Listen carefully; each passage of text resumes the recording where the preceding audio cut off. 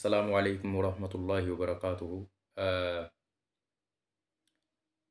الروين إبسود فيه أمتا أمنتا براتي في نوا إبسود فيه.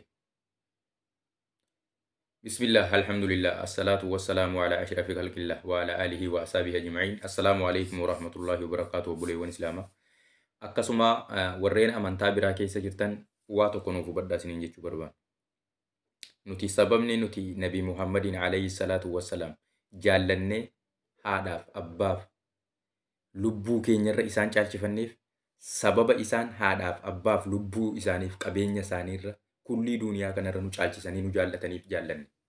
Gaaf tokko nabiin rabbii alayhi salaatu wassalaam osoo sahaabota isaanii waliin ta'anii boo'an. Sahaabonni maaliif boosuu yaa ergamaa rabbii jennaan saahibota koo tokko yaadee boo'ee jedhanii. Maal saahibonni kee kun jirra mitii si bira taa'u jirraami.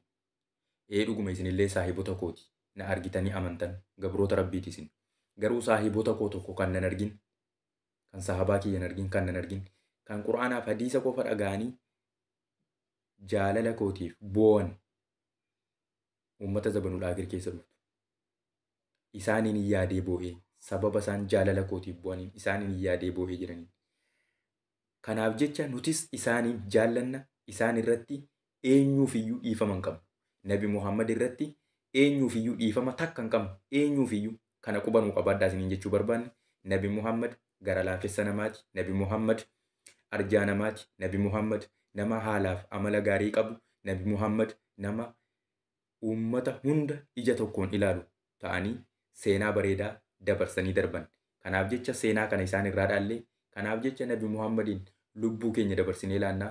Assalaamu alaikum warahmatullahi wabarakaatuhu. Warreen amantaa biraa keessa jirtan akkasitti qubanuu qabaadhaa isiniin jennaa iji nagaa wannu arguu walitti deebina.